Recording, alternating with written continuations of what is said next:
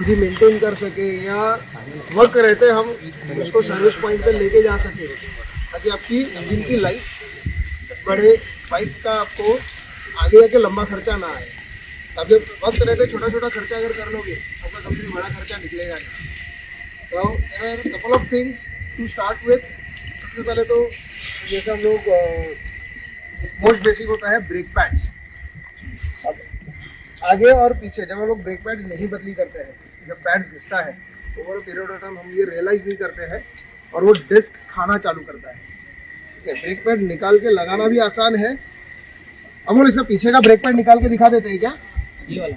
हाँ, पीछे का बहुत इजीली निकल जाता है। हाँ, ये बहुत इजीली निकल जाता है। आगे का थोड़ा सा मेहनत है पर निकलता है। बट आप देख लो ये कैसा है, आप एक लेवल चेक करने के लिए कर सकते हो।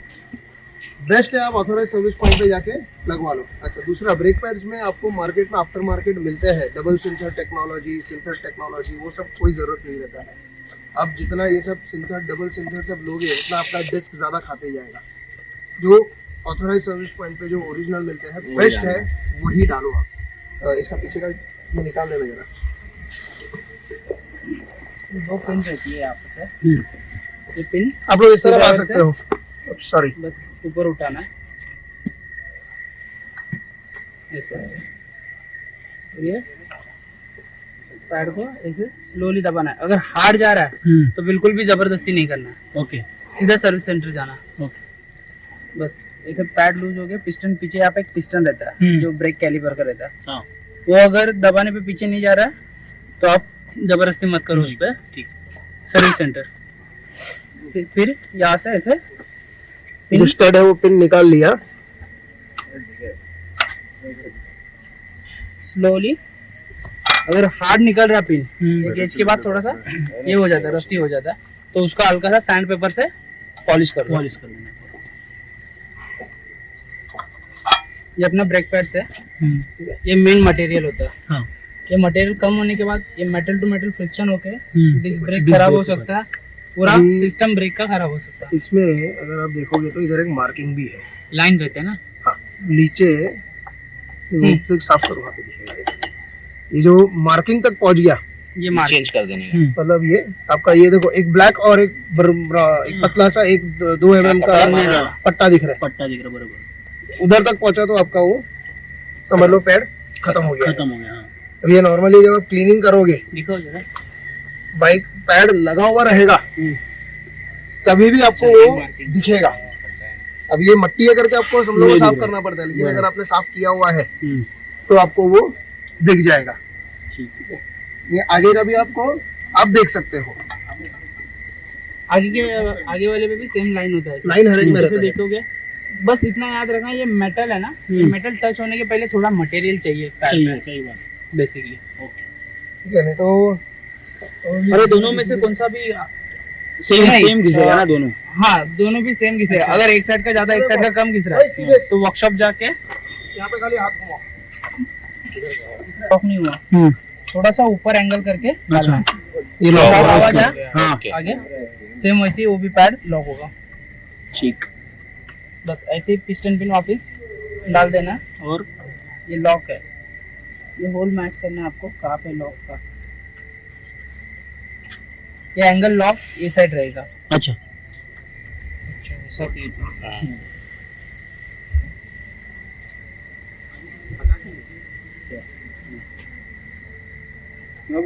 और ये ऊपर की जितना हो सके ऊपर की, ये साइड भी लगाते हैं कहीं, कोई भी एंगल से नहीं होता। इसको ऊपर ही सिस्टम से वही सिस्टम से होना चाहिए। ठीक। ये होने के बाद हाथ से ऐसा ब्रेक पंप करना है।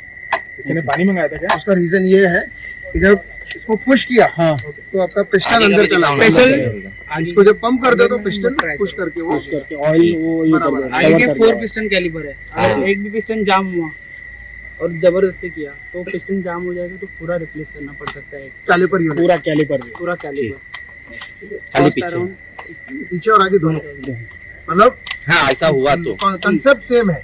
कंसेप्ट सेम है। निकालो आगे का, अगर ट्राई कर रहे हो तो दोनों भी हो सके तो ब्रश से या क्लीन किसी से टूथब्रश से वगैरह पहले क्लीन कर लो अच्छे से। क्लीन करने के बाद थोड़ा अगर कुछ है हवा वगैरह मार सकते हो कहीं पे ड्रायर वगैरह से या फिर कुछ भी, तब नॉर्मल फूक भी मारोगे, आजू बाजू से पिस्टन के बाजू की जो मट्टी वगैरह है, डस्ट है, वो वो निकल क्लीन हो जाएगी तो पिस्टन इजीली अंदर जाएगा। अगर उसके अंदर ज़्यादा मट्टी रहेगी तो वो नहीं जाएगा अंदर। वो जाम अभी कर दूसरा देगा। मैं ये पूछ रहा हूँ, ये देखो ये इसकी सेफ्टी के लिए ये भी है ना, उस मट्टी जा रहा, फायदा क्या है उसको लगा के? एक मिनट, अपन को क्वेश्चन आंसर सेशन बाद में करते हैं। ठीक है, अपने का जो फ्लो है ना, एक एक करके पहले वो खत्म ठीक है करते हैं। Turn by turn. Turn by turn. अभी ये हो गया तुम्हारा ब्रेक पैड्स, आगे का ब्रेक पैड के भी सेम है। Same okay. इसमें जाता है डॉट फोर ना, डॉट फोर ऑयल। ये देखोगे तो ये डब्बी है, ये पीछे के ब्रेक की, ठीक है, और ये तुम्हारे आगे के ब्रेक की। इसमें भी लेवल दिखता है, ये मिनिमम मैक्सिमम है यहाँ पे, आपको देख सकते हो। यहाँ पे भी एक मिनिमम और मैक्सिमम ये दिखता फुल है, रहता है। ठीक है। आइडियली ये भी एक ऑयल है, हर साल में इसको अगर आप ऑयल को ड्रेन करके नया ऑयल हर साल में चेंज करते फ्लश रहोगे करना चाहिए। तो आपका पूरा जो सिस्टम है, देखिए यहाँ पे भी आपको एक पिस्टन है, नीचे भी पिस्टन है, पूरा जो यूनिट है वो सब आपका लाइफ बढ़ेगा। क्योंकि ये छोटी छोटी चीजें हैं, कोई ध्यान देता नहीं नहीं देता, है। बराबर है। ओ भाई वो उसकी है वजह से क्या होता है सर, एक एज के बाद ना ये पैड घिस जाते हैं पूरे, तो पूरा कैलिपर पूरा सिस्टम रिप्लेस करना पड़ता है एक टाइम पे। करेक्ट, तो साल में एक बार याद रखो, कोई भी बाइक हो, ऑयल चेंज कोई भी बाइक हो, ब्रेक फ्लूइड और कूलेंट, अगर गाड़ी चलती हो नहीं चलती हो तो अच्छा है एवरी 15,000 पे, मतलब हर 3-4 सर्विस के बाद कूलेंट फ्लश कर दो, चलेगा। सिर्फ कूलेंट फ्लश करना है, क्या होगा उसके अंदर का फंगस वगैरह है वो भी निकल जाएंगे, तो कूलिंग सिस्टम अच्छा रहता है। ब्रेक के अंदर भी एक थोड़ा सा फंगस टाइप जमा होता है, उसकी जो हाइड्रोलिक प्रेशर होता है वो भी थोड़ा वीक हो जाता है, जो डेवलप करता है हाइड्रोलिक प्रेशर, वो भी थोड़ा एक एज के बाद वो विस्कोसिटी ऑयल की चेंज हो जाती है, तो उसकी वजह से ब्रेक भी थोड़ा परफॉर्मेंस में कम आता है। तो ट्राई करो साल में एक बार दूसरा- ब्रेक ऑयल कूलेंट। डॉट 3 और डॉट 4 दो टाइप के ऑयल आते हैं, दोनों मिक्स नहीं करने। अपने यहाँ पे डॉट 4 लगता है, कोई गाड़ियों में डॉट 3 जाता है। अगर ऑयल कम है, आपको मार्केट से लेना पड़ा है, तो डॉट 4 है तो डॉट 4 ही डालो। अच्छा। स्पेशली बताना चाहूँगा सर, वो बहुत सारे ब्रांड के आते हैं, जितना पॉसिबल है सर्विस सेंटर जो रिकमेंडेड ऑयल है, तो मैं उस पर भी आता हूँ। तो वो जब ये अभी रिकमेंडेड ऑयल की बात कर रहे हैं, अभी इंजन का जो ऑयल चेंज का साइकिल होता है, इट इज आइडियली एवरी 6 महीना, राइट? 3 महीना है, 6 मंथ्स या 10,000 किलोमीटर, 7,000, 7,000 जो पहली नई गाड़ी लेते हैं तो वो पहला ऑयल चेंज 500 से 600 किलोमीटर के बीच में ऑयल चेंज करना, फर्स्ट ऑयल चेंज जरूरी होता है। उसके बाद 45 डेज, उसके बाद आपका हर 6 महीना या 7,500 किलोमीटर, मतलब आपकी गाड़ी अगर चली नहीं है, 6 महीना हो गया है, ऑयल चेंज कर दो। आपका हो सकता है 1 महीने में 7,500 किलोमीटर हो जाए, तो भी ऑयल चेंज कर दो। ऑयल बड़े बड़े मॉइस्चर लेता है और वो उसका प्रॉपर्टीज लूज करता है। अभी ऑयल चेंज करने के लिए आपका ये आपका बेसिकली ऑयल डालने के लिए है, नीचे दो, इसके नीचे है ना 2 बोल्ट है। एक ए साइड इंजन के नीचे एक 13 नंबर का स्पैनर लगता है और वो साइड 18 नंबर का, वो साइड से एक ब्लैक ड्रेन वोल होगा, दो रहता है इसके अंदर? दो ड्रेन ऑयल, दोनों 2 ड्रेन 390 250 में, 200 में सिंगल रहता है। ओके। और यहाँ पे ऑयल फिल्टर, ऑयल फिल्टर, यहाँ पे ये ऑयल फिल्टर ऑयल है, फिल्टर, हाँ 8 नंबर का कोई भी ऑयल टी है। फिल्टर ये चेंज होना जरूरी होता है हर 7,500 किलोमीटर में। ऑयल का लेवल देखने के लिए यहाँ पे दिखता है उधर ही नीचे, है। यहाँ पे नीचे जो एक ये खिड़की है देखो, ये एक मिनिमम से मैक्सिमम के बीच में होना चाहिए, ये 2 मार्क है, मार्क है। 2 मार्क है। ठीक है, उसके बीच में वो होना चाहिए। ये आपको हर बार चेक करते रहना है। ऑयल कम हुआ आपका इंजन मार खाएगा। ओके और एवरी 1000 किलोमीटर अगर लॉन्ग राइड पे जा रहे हो 80 to 50 ml टॉप अप करोगे। ओके। जब गाड़ी कंटिन्यूस चलती है 200 300 किलोमीटर, तब थोड़ा थोड़ा ऑयल कंज्यूम होता है, कंज्यूम हो जाएगा। तो ट्राई करो थोड़ा ऑयल की बोतल कैरी करने का, ऑयल टॉप अप करो every 1000 kilometre. And same grade, same grade, हाँ मार्केट में आपको मिलते हैं, सब अलग अलग मिलते हैं। हो रहा है, मेंटेन ही है वो 1000-2000 फिर थोडंसं consume होतं. मी केलं कमी 4000-5000 काही कमी नाही करत, एवढं ते तेवढंच राहिलं. चांगली गोष्ट. त्याचं म्हणजे करायचं इंजन चांगलं आहे तुमच्या? नहीं सही बोल रहा हूँ, उनको पूछने का मतलब सही है। Continue ride आता पता चला प्रॉपर हम लोग ने डाल दिया एक्स्ट्रा, तो और एकदम अगर एक्स्ट्रा डालोगे ज्यादा होएगा, गियर हार्ड होना चालू होगा। वही मैं बोल रहा हूँ ना, क्योंकि ज्यादा ऑयल डालोगे ऑयल सील्स पे प्रेशर आता है वही ना ज्यादा डाल वही और होएगा। आपका gear oil gear changing hard होएगा।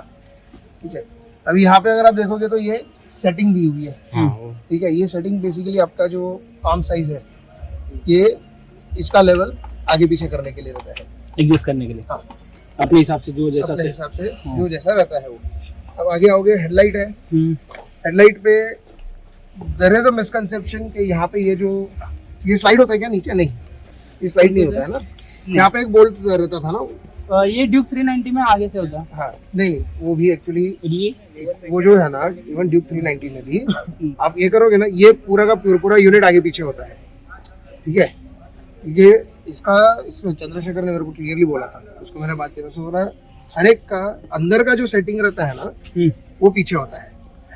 ड्यूक 390 है अपने पास सर। हाँ,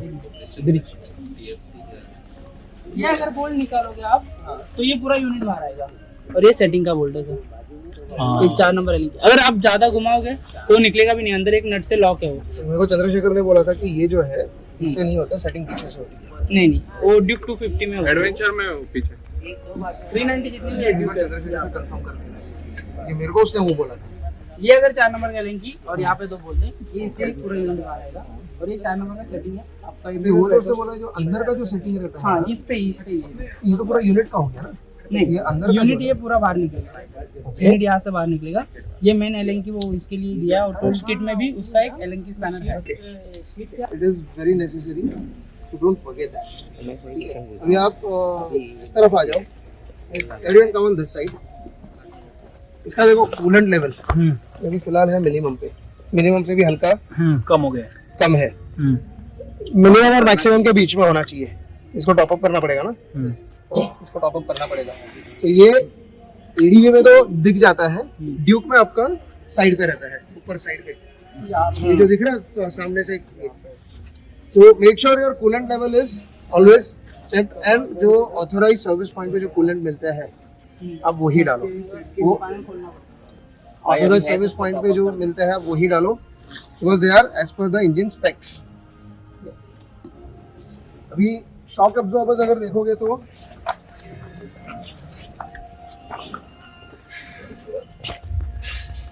यहाँ पे सेटिंग होती है,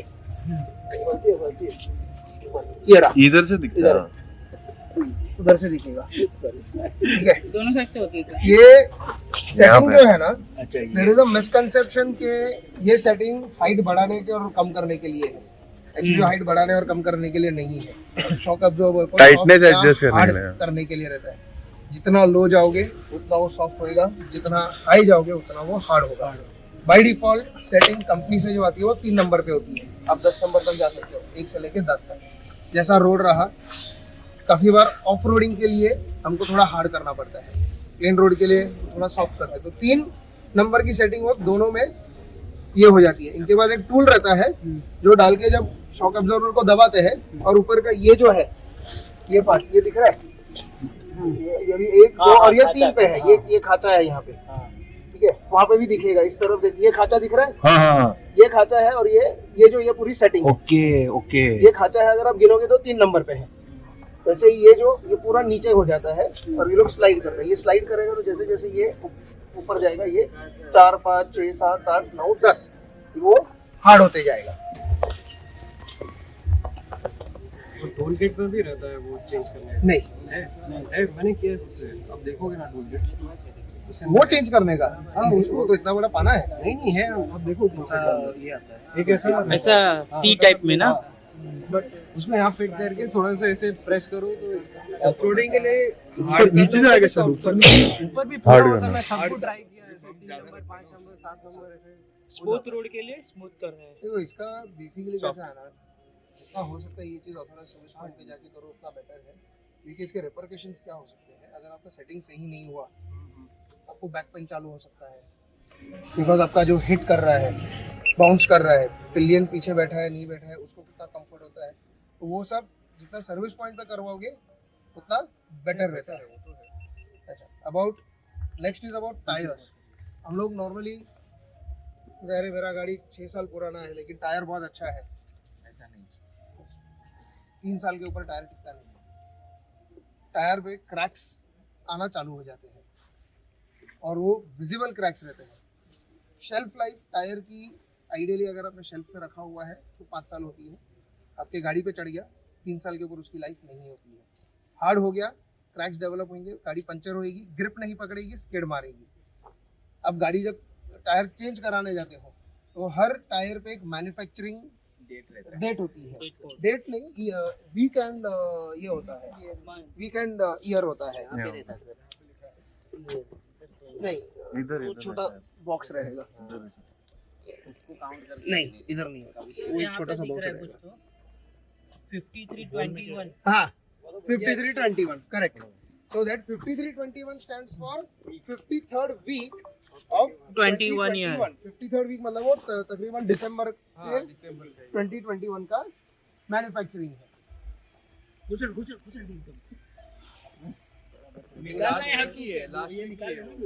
क्लीन और ल्यूब होना जरूरी है। चेन में अगर आप देखोगे तो यहाँ पे देख लो, साइड पे ओ रिंग्स है, ठीक है। अगर आप क्लीन नहीं करते हो, जैसा आपका चेन ल्यूब किया हुआ है, मट्टी पकड़ा हुआ है, मट्टी ओ रिंग पे जाएगा, it will start acting as एमेरियन, वो ओ रिंग को खाना चालू करता है। उसमें क्या होगा, आपका चेन का जो बैलेंसिंग है, लेवल मतलब किधर टाइट होएगा किधर लूज होएगा, वो आपके स्प्रॉकेट को हार्म करेगा। अगर आपका चेन टाइट है तो इंजन हीट होती है, इंजन पे लोड आता है। लूज होएगी तो आपका ये जो स्प्रॉकेट पे है वो मारना चालू करेगा, मारेगा तो आपका दांत जो है वो घिसना चालू करेगा, ये आपके परफॉर्मेंस को इफेक्ट करता है। अभी ये देखा जाएगा तो ये लूज है। अच्छा, दूसरा चीज, जब भी आप चेन टाइट करते हो, टाइट कैसे करने का आप खुद बैठो उसके ऊपर और उसके बाद उसका लेवल चेक करो, क्योंकि जब आप बैठोगे, अभी जैसे एक मिनट ये आप करोगे तो उसका और टाइट होएगा।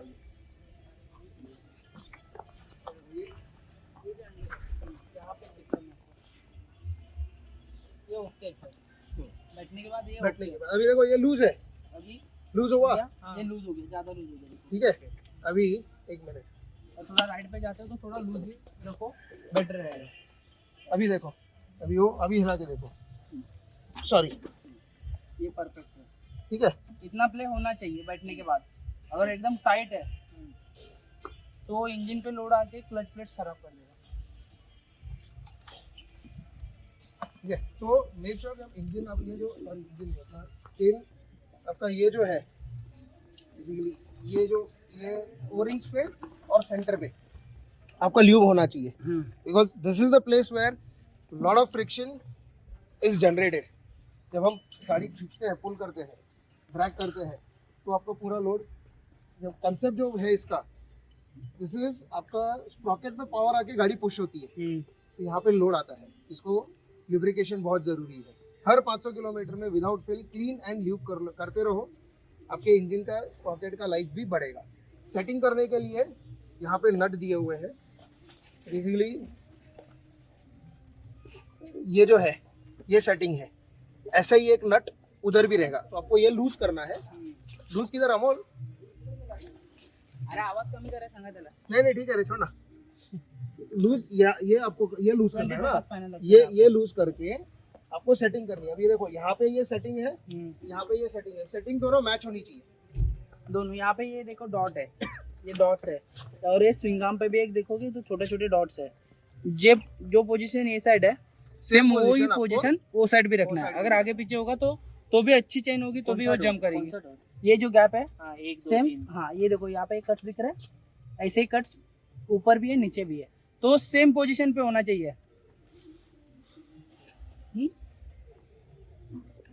ये सेम पोजीशन पे होना चाहिए। और फिर चेन आपको थोड़ा रोटेट करके थोड़ा शॉक देना है चेन को, झटका मार के या फिर एक आध ट्रायल मार के थोड़ा ऐसे टाइट करके ट्रायल मार के फिर आना है। चेन ब्लीडिंग बोलते हैं उसे। उसके बाद आपको प्रॉपर चेन सेटिंग मिलेगी। उसके बाद आपको लुब्रिकेशन करना है। चेन हो सके अच्छे ब्रश से क्लीन करो। चेन क्लीन के ब्रश भी आते हैं, घर पे कर रहा हूँ।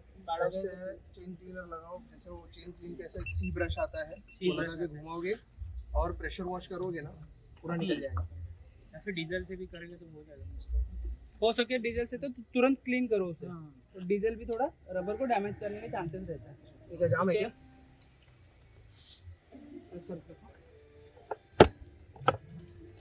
फटका मारना पड़ता है। नया है ना, थोड़ा वो ज्यादा ओपन क्लोज चेन नहीं हो लूप रहा है। करते तो ये आगे का भी ये खोल के करना चाहिए कि उसको नहीं करना चाहिए आगे का नहीं, पॉसिबल है, मत पीछे से करो। एक बार लूप करोगे ये तुम्हारा और ल्यूब नहीं, देखो, lube आगे तो डस्ट हो होता है, जाता आगे अगर प्रेशर वॉश कर रहे हो तो डस्ट वो वैसे भी चेन क्लीन लगाओगे आप, हाँ। तो फॉर्मूला वहाँ पे जाके वो चेन क्लीन वो आगे का भी डस्ट जो है वो लूज कर देगा, प्रेशर वॉश करोगे चेन निकल घूमेगा जाएगा। ना, चेन और घूम वहाँ रहा पे है। दो तीन बोल्ट जो है वो इम्पोर्टेंट है, वो अगर बोल्ट गलती से अगर क्रैक हो गया या क्रॉस चढ़ा दिया आपने तो उससे केसिंग डैमेज होने के, इंजन डैमेज होने के चांसेस है, तो उसके लिए पूरा नॉर्मली सर्विस में जाते हैं तभी वो खोल के क्लीन करते ही है ना सर्विस उसको। में तो हम करते ही है, और खोल के dust clean नहीं करते जमा ही है, होता। हाँ। सर्विस में तो 7000 किलोमीटर में इतना भी मतलब पूरा वो भर जाता है, ऐसे नहीं है। नहीं तो चेन ऑयलिंग के लिए 2 घंटा जाएगा, हाँ, और राइड से पहले कुछ अगर लफड़ा हो गया तो फिर और इतना ही है तो आप वर्कशॉप आके भी चेन लूप करा सकते हो। बस क्लीनिंग सेटिंग के जो चार्जेस होंगे वो आपको देना है, बाकी लूप का तो आपको माइनस हो जाएगा जो कुछ रहेगा वो। एक और डाउट है, इस सेटिंग का जो लिमिट रहता है तो उसके बाद वो रिप्लेस करना पड़ता है क्या रहता है? सेटिंग खराब हो जाती है अगर पूरा ये बोल्ट जो है, ये वाला सेटिंग का जो जैसे बोल्ट जैसे आप जाओगे ना, ये वाला ये पीछे आते जाएगा, ठीक है, एक पॉइंट के बाद ये पीछे नहीं जाएगा, लिमिट आ गई, उसके बाद क्या, उसके बाद कैसे टाइट करोगे?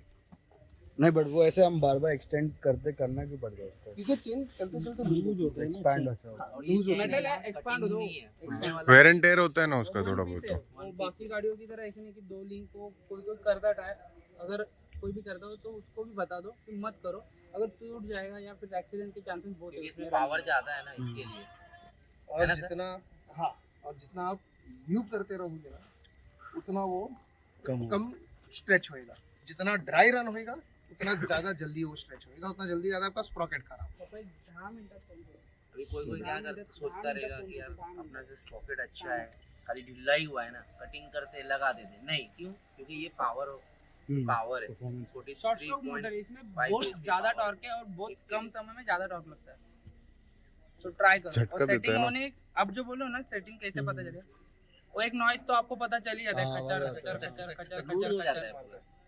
और कितना भी आप लुब्रिकेशन भी करोगे ना उस पे तो भी वो आवाज आता ही है, तो क्या होता है अगर ओरिंग आप जो है प्रॉपर्ली खत्म हो करोगे गई, तो उसके अंदर की जो चलाने सेटिंग वाला है तो 15,000 भी चला सकता है, 20,000 भी चला सकता है। और ड्राई होएगा तो भी आवाज करेगा, मालूम पड़ता है वो चेन ड्राई हो गया। तो ज्यादा डस्टी सर एरिया में 12,000 के ऊपर मैंने जाता चलाते हो, 12-15 ही है, ज्यादा ध्यान दो। उसके बाद उसको प्रॉपर ल्यूब लॉन्ग राइड पे ज्यादा ल्यूब करते लुब्रिकेशन रहो, मतलब बोलते हैं ना 500 किलोमीटर तक आराम से चलता हो। उसको क्लीन ल्यूब करना जरूरी होता है, और स्पेशली अभी जैसे बारिश का टाइम हो गया, डस्टी कंडीशन हो गया, तो उसका फ्रीक्वेंसी 500 की जगह उसको 300 में करो। बारिश के पानी से लुब्रिकेशन जल्दी हट जाता है चेन से। अभी चेन स्प्रॉकेट चेंज करने का लाइफ, उसका लाइफ क्या रहता है? 12,000 किलोमीटर। 8 to 12,000 डिपेंड करता है राइडिंग स्टाइल पे, आप कैसे क्लचिंग करते हो, उसके ऊपर कितना स्ट्रेस देते हो उसके ऊपर। अगर आप ड्रैग मार रहे हो उसमें भी लाइफ कम होती है, ड्रैग कर रहे हो एकदम फास्ट पुल कर रहे हो, रेस लगा रहे हो किसी से, वो टाइम पे प्रेशर ज़्यादा आता है और लाइफ कम। आप अगर आराम से पिकअप ले रहे हो, ग्रेजुअली इंक्रीज करो स्पीड, तो प्रेशर कम आता है। मेरा कैसा हुआ था ना, चेन टाइट है, एक आधा साइड में बराबर टाइट है, बाद में आधा साइड आया वापिस से लूज हो गया, तो कहीं से टीथ उसका ये होगा घिस गया, तो वो कंडीशन में भी मैंने करवाया था। सर गाड़ी बंद पड़ जाएगा वो तो खूब इसके लिए तो खोला ना। ओके, नाउ इसमें ये जो है ये आपका फ्यूज बॉक्स है, ठीक है, यहाँ पे नंबरिंग दिया हुआ है। ये जो है colour code, red is 10 amperes, blue is 15, green is 20, इसमें ग्रीन ये lemon green and green is 30, ये 20 है। ये कलर कोड स्टैंडर्ड है अक्रॉस ऑटोमोटिव इंडस्ट्री। आप छोटा फ्यूज लो या बड़ा फ्यूज लो, आपको ये कलर कोड लाल में 10 मतलब वो लाल ही मिलेगा, अच्छा ब्लू 15 तो वो 15 ब्लू ही रहेगा, ठीक है। और ये फ्यूजेस हर जगह पे अवेलेबल होते हैं। ये फ्यूजेस है लगाया हुआ, ये क्या स्पेयर में है ना? ये स्पेयर है, हाँ ये स्पेयर है, कुछ ये- गया तो यहाँ से लगा लो। ये देखो यहाँ पे लिखा हुआ है स्पेयर है, अंदर लिखा हुआ है, ठीक है, ये नंबरिंग है, और कौन सा फ्यूज किस कंपोनेंट किस के लिए है वो लिस्ट आपको यहाँ पे दी है, अच्छा अभी देना चालू किया ठीक है। ये पहले से ही है, ये पहले पहले सीट से, के वो नीचे सब आता गाड़ी था में स्टिकर। रहता है, ठीक है। उसकी उसके आपका बगल में 30 रहेगा। नंबर का खाली इसमें एक 30 नंबर का है वो, ये एबीएस का है, ये मेन यहाँ पे है 30 नंबर का। अगर कुछ भी रिस्पांस नहीं दे रहा है, यहाँ का एक फ्यूज निकालो, ये चेक करो, सेम बस निकालना है, फ्यूज भी दिखा देता हूँ कैसे चेक करना है। लगा दे, इसको लगा दे। स्पेयर वाला में से स्पेयर निकालो। नहीं, वो निकालने का भी जरूरत नहीं है। इसको ही निकालो। नहीं नहीं, उसको मत निकाल, हाँ वही। इधर है ना स्पेयर। निकालने का, फ्यूज निकालने का जरूरत क्या है? चलो निकाल के दिखा ले। तो निका- दो वो दो short दो कैसे तरीके होता है? हैं, हाँ। 2 तरीके हैं चेक करने के। अगर तुम्हारे पास मल्टीमीटर है तो निकालने का जरूरत नहीं है, कंटिन्यूटी टेस्टर है तो ठीक है। ये अगर आप देखोगे तो ये जो दिख रहा है बीच में देयर इज वो सेंटर में ब्रेक हो जाएगा। ब्रेक हो गया मतलब आपका उड़ गया है। दूसरा तरीका है चेक करने का, अगर मल्टीमीटर या कंटिन्यूटी टेस्टर है आपके पास,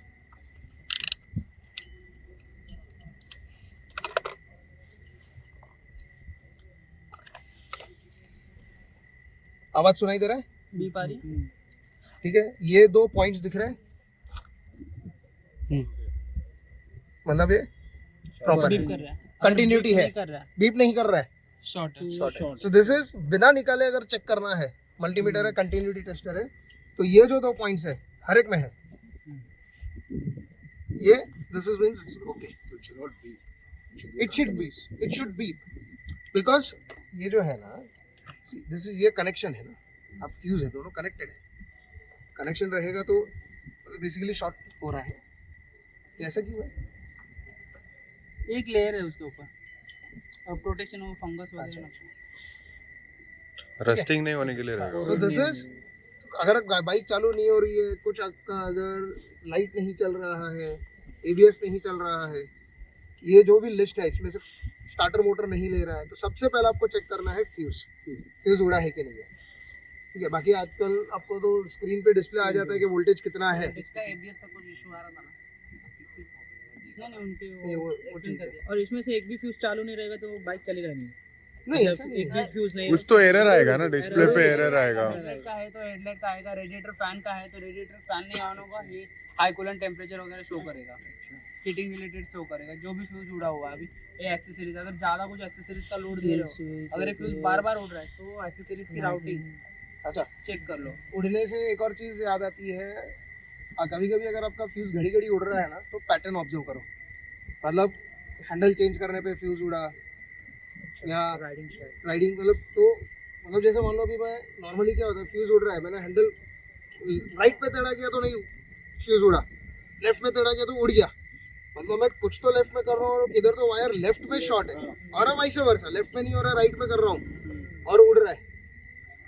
या कुछ नहीं कर रहा हूँ, लगा रहा हूँ उड़ रहा है, लगा रहा हूँ उड़ रहा है, मतलब इधर तो वायर तुम्हारा शॉर्ट हुआ है। अच्छा, सीधा सर्विस पॉइंट लेके जाओ, चालू भी मत करो। फ्यूज इसके लिए दिया जाता है कि हर वायर जो डालते हैं, वायर की एक करंट रेटिंग होती है। ठीक है, यू विल नो बेटर। तो वायर की एक करंट रेटिंग होती है, जैसे अगर हम लोग 0.75 स्क्वायर mm लेते हैं, 1 स्क्वायर mm, 1.5 स्क्वायर mm, जितना लोड है उसके हिसाब से वायरिंग हार्नेस बनती है। आपका लोड ज़्यादा होएगा, वो हीट होना चालू होता है। शॉर्ट हो गया, अभी नॉर्मली जो हम लोग हेलोजन बल्ब या जो नॉर्मल जो गैस बल्ब जो हम लोग पहले एलईडी के पहले जो यूज़ करते थे, व्हाट वाज दैट? बेसिकली आपके करंट पास करते थे हम लोग, और वो फिलामेंट हीट होता था और वो ग्लो होता था। That is the same concept. Wire में अगर आपका लोड आ रहा है, वो हीट होएगा। फ्यूज उसको आपकी वायरिंग हार्नेस बचाने के लिए है। फ्यूज उड़ा मतलब आपका करंट कट गया। अगर आप बाहर लोकल मैकेनिक क्या करते हैं, कभी कभी तार लगा के जोड़ देते हैं, सब निकल जाओ, आपको 30-40 किलोमीटर चल जाएगी, और वो 30-40 किलोमीटर आप इतना समझो आप टाइम बॉम्ब पे चल रहे हो।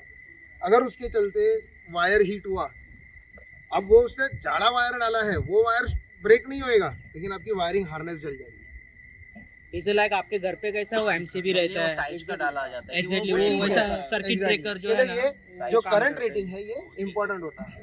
इसके लिए कभी अभी जैसे अभी ये लोग जो एक्स्ट्रा एक्सेसरीज जो लाइट्स बिठाई है, कंपनी क्यों बोलती है मत बिठाओ, क्योंकि वायरिंग पे तुम्हारा अगर कुछ भी लोड आएगा, आपकी वारंटी सीधी वाइड हो जाती है।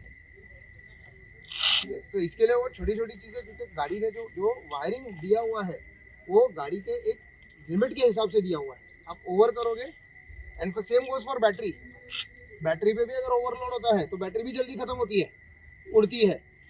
दूसरा, बैटरी पे अभी जैसे ये 9 एम्पियर है ना, 9 एम्पियर, अब बैटरी पे देखोगे तो उसमें AH लिखा होता है, तो जैसे ये 9 AH है, मतलब 9 एम्पियर वो 1 घंटे तक देगा 9 एम्पियर आर।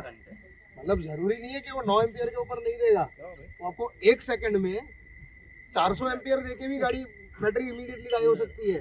मतलब बैटरी इज स्टोरिंग पावर। अगर वो 1 सेकंड में आपको 400 एम्पियर देके पूरा उड़ा भी सकता है। ये 9Ah means it is 9 ampere for 1 hour, ये उसकी कैपेसिटी है। अच्छा, बैटरी का भी आपको अगर निकालना पड़े, निकालने का तरीका है सबसे पहले अर्थिंग निकालो, उसके बाद पॉजिटिव निकालो।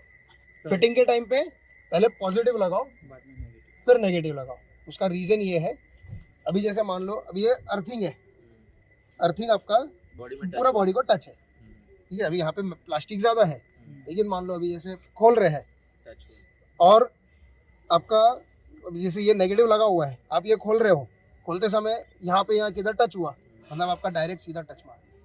और इसको इतना पावर रहता है ये आपका इवन भी जला देता है। स्क्रू ड्राइवर को और बोल्ट को भी, अपना ये पाना को भी वो जला सकता है। मतलब ये उतना पावर देता है।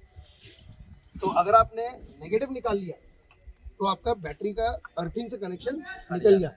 उसके बाद आप ये इधर भी टच करोगे ना, इधर भी तो प्रॉब्लम नहीं आएगा।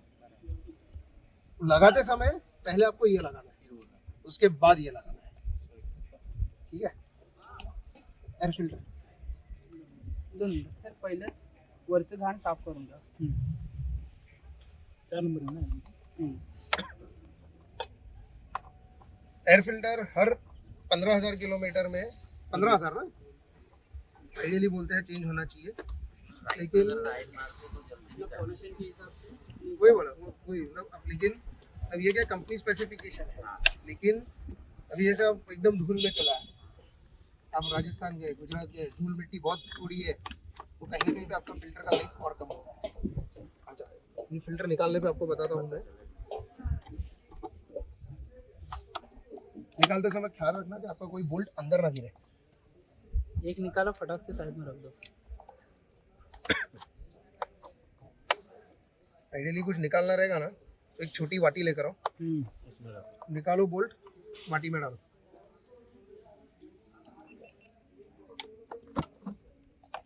इसको निकालना बहुत आसान है। नहीं उल्टा प्रेस करना है दोनों उंगली से। दोनों उंगली से प्रेस करना, निकालना। अब ये फिल्टर जो है काफ़ी क्लीन है, मांगते तो इसको मार सकते हो। दूसरा, इसके ऊपर हवा पानी नहीं मारना है, ठीक है। ये जो फिलामेंट है इसके ऊपर अगर आप देखोगे तो हल्का सा यहाँ पे एक ऑयलिश लगेगा। खाली ऐसा हाथ घिसो और देखो, आपको हल्का सा एक ऑयलिश जैसा फीलिंग आएगा। वो डस्ट पकड़ने के लिए रहता है। आप हवा मारोगे, पानी मारोगे तो ये मटेरियल में छेद होगा, छेद हो गया, ये फट गया मटेरियल, आपका एयर फिल्टर काम का नहीं है। और लगाने के लिए भी तो साफ कैसे करना है? ऐसे ही इसको सिर्फ टैप करना है, टैप करना है, जमीन पे या कहीं पे भी ये अच्छे अगर से किया- टैप करना है बस। बस that's it, okay. ऊपर का निकल गया, भी साफ कर सकते हैं। नहीं, नहीं। ब्रश से साफ करोगे वो उल्टा डस्ट उसमें और फंस जाएगा पेपर प्रेशर से। ये मैश पेपर है मैश पेपर इसको, और इसके ऊपर हम लोग ने हल्का सा ऑयल का लेवल डाला हुआ है। तो वो चीज को ज्यादा ऑब्जर्व करे उसको। ब्रश नहीं मारना है, उसको हवा नहीं मारना है, पानी नहीं मारना है प्रेशर से। ये ज्यादा डस्टी लग रहा है, ये अभी जो ग्रीनिश कलर है पूरा ब्लैक ब्राउन हो गया, ज्यादा लग रहा है आपको। 2-3 बार क्लीन करने के बाद भी अगर आप कलर इसका पूरा चेंज हुआ तो सीधा ट्राई बदली करो, चेंज हो जाए। सीधा बदली करो, क्योंकि क्या होगा, ये अगर क्लीन तो ज्यादा नहीं दिखेगा रहेगा ना ऊपर से इसका। फिर से डस्ट तो निकल जाएगा, लेकिन जो माइनर डस्ट है वो चिपकी रहती है, उससे एयर फ्लो कम पास होगा, परफॉर्मेंस में फर्क होगा। कॉस्ट ज्यादा नहीं रहेगा ना इसका? दम लगेगा 350 ना, लगेगा फिक्स है। उससे ज्यादा लगाने में भी पेट्रोल आसान भर है, देता है आसान है सर, मैं तो चेंज करता हूँ खुद से। Same push lock. और लगा दो। अच्छा, इसमें भी कोई टाइप का एग्जैक्ट फिल्टर लगाना चाहिए, ऐसा कुछ रहता है? जो ओरिजिनल ये विस्कोस फिल्टर है जो अपना होता है नॉर्मल। पुरानी बाइक में आता था पेपर फिल्टर आता था, और हो सके फिल्टर ज़्यादा मत करो, 1-2 बार चेंज करो, अपना एटमॉस्फेयर बहुत डस्टी है। सर्विस में चेंज करेंगे बहुत है ना। हर सर्विस में जरूरी नहीं है, नहीं, पर वो 6-7 हज़ार ज्यादा गंदा हो रहा है तो डेली लाइफ में करो ट्रैफिक में। खोलने के बाद ही कॉल लेना है। थर्ड सर्विस के इसमें पता चलता है।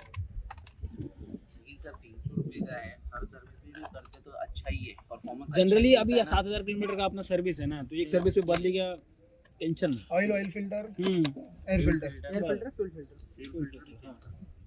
अभी तो पूरी इंजेक्टेड है।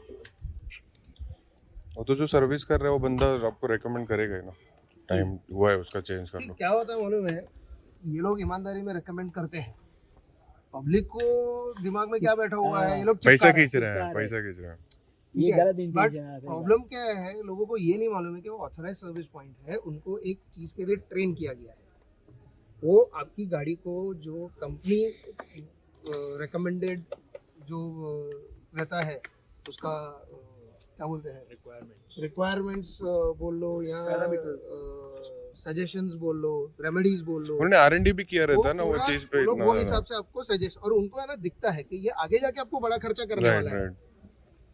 आपको बोलने जाएगा अभी, जैसे कभी क्लच लूज हुआ है तो सर आपका क्लच प्लेट जाने में बदली कर दो, नहीं यार ये साला चुटकिया बना रहा है, ये ना चिपकाने के चक्कर में है, प्रॉब्लम है। ये लोग उधर इनको तकलीफ आती है, करने जाते हैं अच्छा, साला गाली खाते हैं ये लोग। नवी गाड़ी मेरा है क्या होता फर्स्ट है सर्विस उसका भी भी नहीं आप ये सब लगा ही है इसके लिए। क्लच प्लेट क्यों मैं बदलने जानने के वाला लगा है? है। अगर क्लच प्लेट टाइम पे नहीं निकालने बदला, वाला अभी तो राइट पे उससे जाएंगे, क्या बेस्ट होगा, वगैरह जमा करना, ये उसका भी सुन एक सुन जमा सुन के ले, सुन के ले।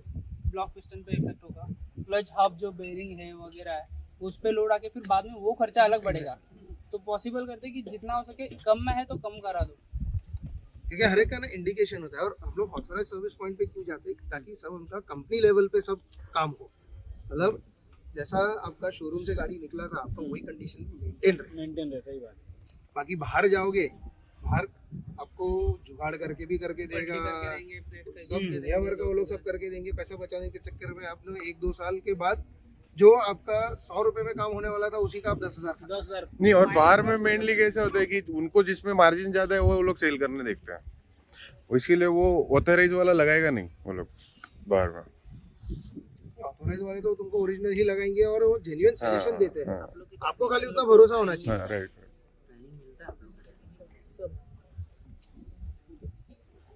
So this is generic DIY। अभी इसके ऊपर और कोई सवाल है? जैसे तुम्हारा एक इसका सवाल था, वो इसका डर्ट का।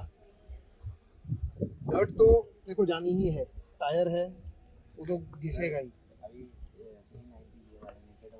हम मडगाड़ ये इसलिए दिया पता है, ये टायर का जो मट्टी है ना वो इसको सेफ रखे, समझ रहे हो। अभी देखो ये लगने के बाद भी इसमें आ रहा है, पर नेकेड में देखो आप नहीं है, मट्टी क्यों आ रहा है फिर?